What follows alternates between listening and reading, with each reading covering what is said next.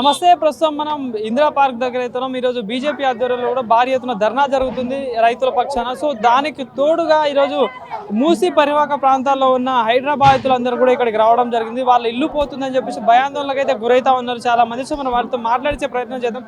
అమ్మ, మీరు ఎక్కడి నుండి వచ్చారు? ఏంది మీ మూసీ పరివాహక ప్రాంతాల్లో ఉన్నారు కదా సార్, మీ ఇల్లు కూడా పోతుందా?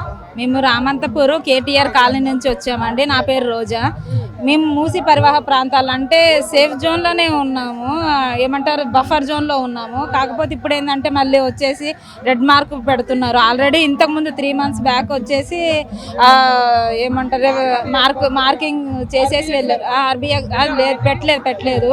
ఇప్పుడు సర్వేకి వచ్చారు అప్పుడు, అంతేనండి. ఇప్పుడు రాలేదు. మా పక్క కాలనీకి వచ్చారు కాబట్టి భయంతో ఇక్కడ వచ్చారు కదా కిషన్ రెడ్డి గారు, మన ఈటెల రాజేంద్ర గారు అనేసి మా గోడు చెప్పుకుందామని అంత దూరం నుంచి ఇక్కడికి వచ్చాము. అంటే ఏంటంటే వచ్చిన కారణం ఒక సామాన్యుని కళ. ఒక మిడిల్ క్లాస్ ఫ్యామిలీస్ ఎలా ఉంటాయి, ఒక ఇల్లు 50 గజాలు 100 గజాలు కట్టుకొని ప్రశాంతంగా ఉండాలనే కదా ప్రతి ఒక్క మానవుని కళ అది.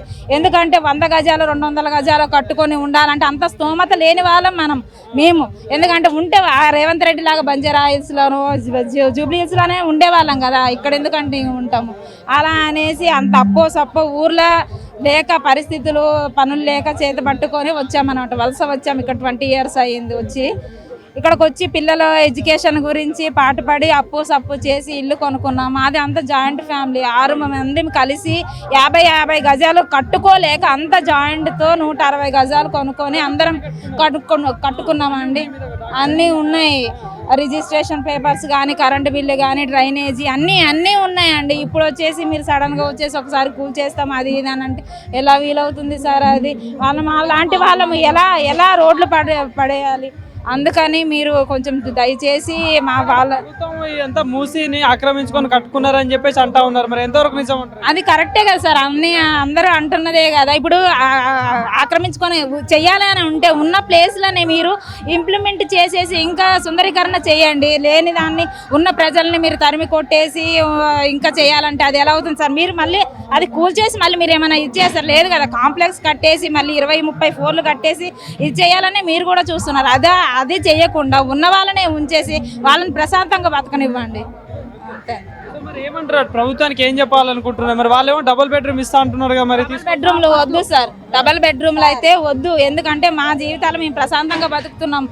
ప్రతి ఒక్క తల్లిదండ్రి కల ఏంది, పిల్లల్ని ప్రయోజకులు చేయాలి, మంచిగా ఉంచాలనే కదా. అలాంటిదే మేము కూడా అనుకుంటున్నాము. అందుకని మా జోలికి రావద్దు అంతే. డబుల్ వచ్చినాం. హలో సార్, మేమందరం ఒకే బిల్డింగ్లో 7 కలిసి తీసుకుంటున్నాం. కింద 3, మధ్యన మిడిల్లో 3, పైన 1 కట్టుకొని 7 కలిసి ఉంటున్నాం. అందులో ప్రెగ్నెన్సీ ఆమె ఉంది, ముసలాం ఆమె ఉంది, పేషెంట్ ఆమె ఉంది. వీళ్ళు 3 తీసుకొని మేము డబుల్ బెడ్రూమ్కి వెళ్తాము. ఆయన ఇస్తాడు 1-2 ఇస్తాడు అంట. మేము 7 ఎవరు వెళ్తాం?